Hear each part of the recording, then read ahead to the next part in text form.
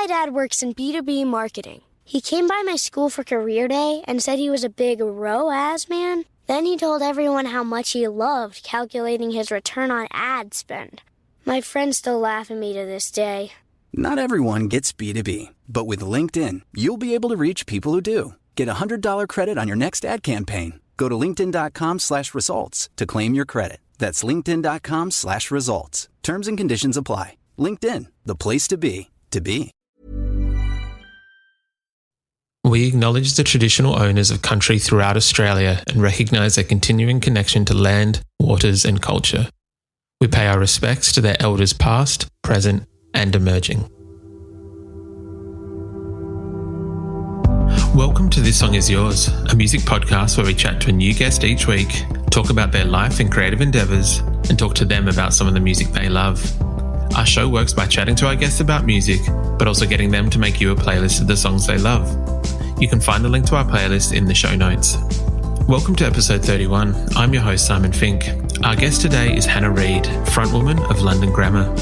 The band are releasing their third studio record next week, entitled Californian Soil, and, as of this morning, have announced an Australian tour for February and March next year. In today's episode, Hannah and I talk about power dynamics within the band, how America influenced the new record, and misogyny within the music industry. Here we go. Our guest today is the frontwoman for one of the biggest bands to come out of the UK in the last decade, London Grammar. They've played sold-out shows and festivals across the world, won multiple awards, and are about to release their new record, Californian Soil. Please welcome to This Song Is Yours from London Grammar, Hannah Reid. Hello, Hannah. How are you? I'm good, thank you. It's quite early and actually it looks quite sunny outside today in London, so I'm good. That's good to hear. I do appreciate you speaking to us this early. I know it is early morning over there, so thank you very much for this. Oh, no, not at all. I'm sure it's kind of late for you.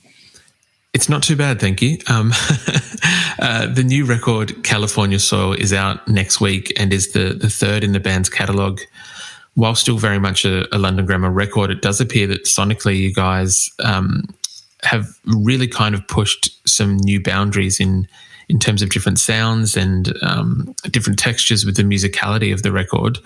How important was it for you to be trying new things musically this time around? It was turned out to be very important. I think that this album was quite reactionary and stream of consciousness, and we ended up because we made most of it ourselves, just the three of us. Other people only got involved very, very late on in the process as kind of experiments, really. But because it was just the three of us, we kind of felt like safe to experiment and do things that we maybe otherwise wouldn't have done, which was really cool. It was like going back to our roots in a way. Nice. The record was recorded in a little bit of a home studio, wasn't it? I saw it being referred to as like a Narnia-style room of one of the band members' homes. Yeah, totally. It was Dan's loft studio, which like you accessed through his bedroom wardrobe. It was the weirdest thing when he like showed me upstairs, and it was like the whole thing was like a surprise, and I was like, this is very, very totally quintessential Daniel Rothman to have that kind of house. Yeah. That's very cool. I can imagine it's kind of weird when he first takes you up there and is showing you around. Well, it was also his wardrobe was like a mirrored wardrobe, so it was like a sliding door. It was like a sliding wardrobe. It was really funny. It was hilarious. That's very, very cool. I'm very envious of a hidden loft recording studio. For this record, I believe there was a bit of a conversation with yourself and Dan and Dot, the two other guys from London Grammar, where you discussed kind of taking the lead a little bit more and having, I guess, more of not necessarily a feature, but kind of making your presence a little bit more known and you coming to the forefront a little bit more just to be able to continue going on with the band. How important do you think the conversation was before making this third record? It was pretty important, yeah, for a couple of reasons. I think actually all three of us sometimes in the music industry have been too nice. And I felt like part of our problem is that we were so democratic as a band all the time, or were trying to be, that actually it sometimes kind of leaves room for other people to make themselves the leaders, basically. Yeah. And that's just a natural part of human nature. You know, there'll always be those characters around. And so I kind of said to them, I was like, I think that we're too nice. Like we need to just, if we're going to be a band that has longevity, I think that people need to perceive that there is a leader, which there is. I am in lots of ways. There are loads of parts of the band that obviously are kind of democratic and are obviously all shared. But I think bands who have strong leaders have longevity. Yeah, of course. I think one of the tracks from the album, Lose Your Head, is about power and control in different types of relationships. And as you just mentioned, in the early days when you guys were starting out and you're quite young, you were quite accommodating. And I think in one interview you might have referred to it as being typically British. Yes, so polite. And have you found now, after those two records and obviously that conversation as well, that you've found more confidence in terms of using your power and control and I guess being able to not necessarily have your say in that sense, but put forward the things you want to do and how you want them done? Yeah, like definitely. And I think that's also turning 30 as well has helped. I feel like when you're young, when I watch like someone like, you know, Taylor Swift, you know, her documentary or documentaries, you know, I see that she's had the same battles. And I think sometimes young male artists have the same battle, I'm sure. And then it's about having confidence in what you want. I think some people get there sooner, maybe. You've got to have quite a thick skin in the music industry. You know, it is a little bit of a dog-eat-dog world, a bit of a cowboy industry, I think, at times. and yeah, you kind of have to have a thick skin and know what you want. Do you think it has been easier in your experience so far, like with the band and within the industry, that men have had it easier in terms of maybe being taken more seriously or like the validity of themselves as a musician compared to yourself or compared to other females? Yeah. I don't know why. I don't know why. Like, I don't have the answers for any of this, but it just is a boys' club. And I don't know why that is. And I do really think it is changing. But in both the business side of things, definitely in the world of songwriting and production, it is a boys' club. And I don't know what I don't know why that happens, but I definitely know that as a woman, I felt various things being a female. I started off like I'm a songwriter. That's what I do by trade. It is true, I didn't grow up getting the latest computer and having GarageBand and, you know, learning how to play loads of different synths. Like, I was a songwriter. I'm an emotional person. And I taught myself how to play the piano, taught myself how to play the guitar really badly. And the first thing that I felt was that being a female and being that person, being a songwriter, it was like my opinion wasn't valid because I wasn't using logic, or like, you know, I wasn't really nerdy on the synths and like knew about all these different things. I learned all that stuff over the last 10 years.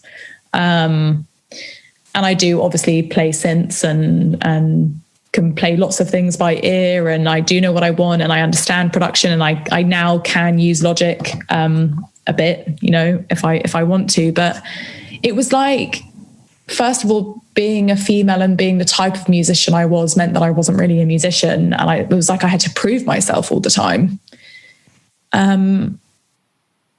So that was kind of strange. And then what was really interesting is then there were just moments where I felt like, this season, Instacart has your back to school. As in, they've got your back to school lunch favorites like snack packs and fresh fruit. And they've got your back to school supplies like backpacks, binders, and pencils. And they've got your back when your kid casually tells you they have a huge school project due tomorrow. Let's face it, we were all that kid. So first, call your parents to say I'm sorry, and then download the Instacart app to get delivery in as fast as 30 minutes all school year long. Get a $0 delivery fee with your first 3 orders while supplies last. Minimum $10 an order. Additional terms apply. My dad works in B2B marketing. He came by my school for career day and said he was a big ROAS man. Then he told everyone how much he loved calculating his return on ad spend. My friends still laugh at me to this day. Not everyone gets B2B, but with LinkedIn, you'll be able to reach people who do. Get a $100 credit on your next ad campaign. Go to linkedin.com/results to claim your credit. That's linkedin.com/results. Terms and conditions apply. LinkedIn, the place to be, to be.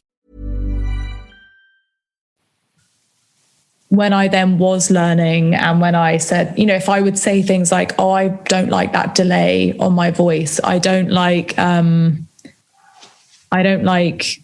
synth with, you know, the side chain that it has on it or something. Like, there are some people that then reacted quite badly to that. It was like, you can just sense that it kind of bothers them. And I don't know, it's just such a strange thing that kind of happened. I couldn't really make sense of it for a long time. I was like, is it just me? And then obviously, eventually I have had other conversations with lots of women in the music industry who just said that they have the same thing. So yeah, it was a bit of a battle at times, for sure. Yeah, I saw one article where I believe you mentioned a sound tech who, at a show, you could tell that there was too much bass in the song or in the mix, and tried to let them know, and they disagreed, and then other people highlighted the same fact and slightly. That scenario is that they actually kind of explained to me basically what bass was and why it had to be really loud so the people in the back of the room could hear. Oh God. It was just so patronizing, and I remember just thinking, I just know that they would not speak to Dan and Dot in this way. Yeah. I think what's interesting about that, you know, I have no doubt that, you know, some of those types of men are wonderful husbands and fathers, and I don't actually believe that they're bad people at all. I think it's just when you step into a working environment that is so heavily biased one way, I just think that people don't realize their own brains and what they're doing. And the album, as mentioned before, is delving into different sounds and different sonic landscapes. The track "How Does It Feel" is one of the poppier tracks that we've had from London Grammar, and I heard that the song kind of started as a bit of an experiment and then grew from there. Can you tell us how the experiment began? So yeah, that was like one of the last things that we did. So we kind of had the album, and then I basically went and wrote a song with Steve Mack, who is like, he's one of the biggest songwriters in the world, really. And I was quite scared because historically I kind of definitely had a few writing sessions that I've absolutely hated. But our manager was like, look, you've made such a great album. And he was like, it's just about experimentation. Just enjoy it. Just see if you enjoy it. And I really did. I really did.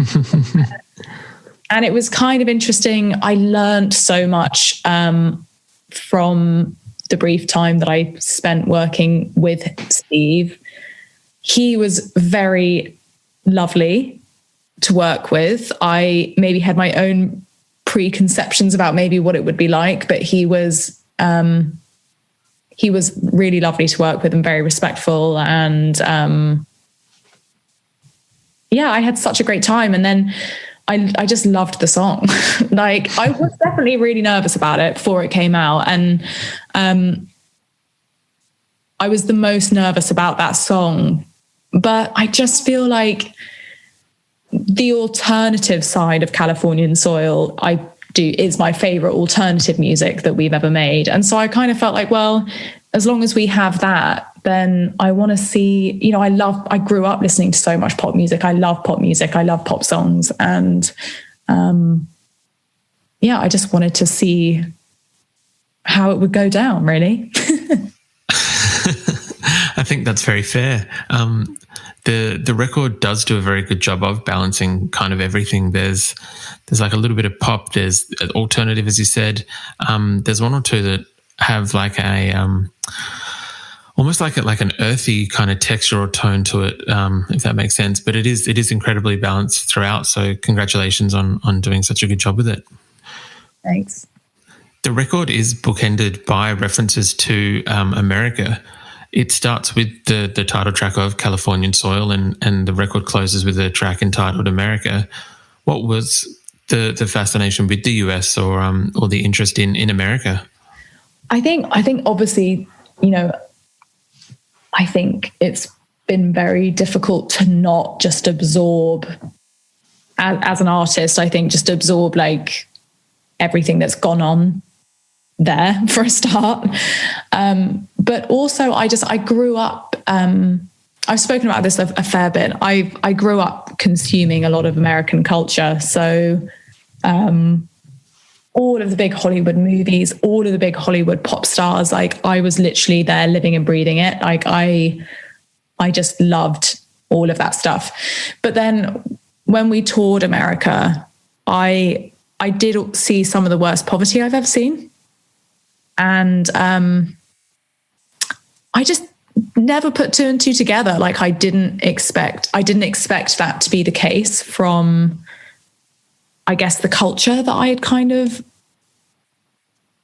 absorbed growing up, which is just like, I guess, very common of probably being a white middle class person consuming all of that,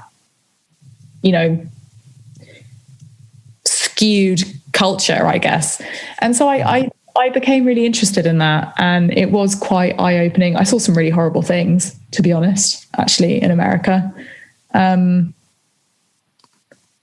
It's such a beautiful place, and it has so much stuff about it that is obviously absolutely amazing, and the people there are lovely, but just it's infrastructure, I guess. But then that, I'm also very inspired by landscapes and nature, as nerdy as that sounds. And it has some of the most beautiful landscape and nature as well. So it's that kind of double-sided thing that I'm interested in. And I think I just ended up writing about it. Yeah, that's very fair. I think America does have a bit of a juxtaposition to it in terms of, well, exactly what you said, both the very ugly side of it, which I feel like we see a lot of in the news, but then there's a lot of gorgeous things about it as well. Yeah, totally. And like some of the most friendly people as well that I've ever met. Yes, agreed. Hannah, before we go this morning, we would usually ask our guest what they're currently listening to. Is there an album out at the moment that you've got on high rotation or that you're loving at the moment? Yes, there are a few actually. Okay, I'm going to talk about my absolute favorite, just because some people still don't know who she is, and it really, really annoys me. But Casey Musgraves, Golden Hour. Yeah. That has probably become one of my all-time favorite albums. And then this week I've been listening to Arlo Parks' Collapsed in Sunbeams. Fantastic record. Very, very good record. It's really, really, really grown on me. So I thought it was amazing when I first heard it, but it's like really growing on me now in like quite a profound way. Like I'm sure I'll listen to that album a lot. I've started listening to Phoebe Bridgers as well. Punisher is a fantastic record as well. I'm not sure if that's the one you were well, actually, both of her records are great. So, yeah, fantastic choices. All three very solid choices. Yeah. Well, do you know what? I'm only just starting to listen to music again. I kind of went through a bit of a weird phase. Like, I wasn't listening to that much music 6 months ago. Like, I think just the world was in such a weird place. And sometimes as well, if I'm writing music, I actually don't listen to a lot of other music. So I'm kind of just getting back into like listening to loads of other stuff again. No, I can very much understand that. That's very fair. Hannah, thank you so much for your time this morning. I do very much appreciate it. And thank you for being on the podcast. Okay, thank you so much.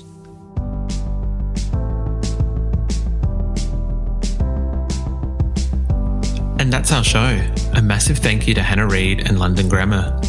Their third record, Californian Soil, is out next week. We've left links in the show notes if you'd like to pre-order the record or buy a ticket to their tour next year. We also want to give a huge shout out to Stacey at Daydream Nation for helping out with today's interview. You can find a link to our Spotify playlist in the show notes, where you'll be able to listen to all of our previous guests' picks. If you like this show, please subscribe wherever you get your pods and stay up to date when new episodes are released. We release new shows each Thursday and Friday morning, with guest playlists streaming on Spotify at the same time.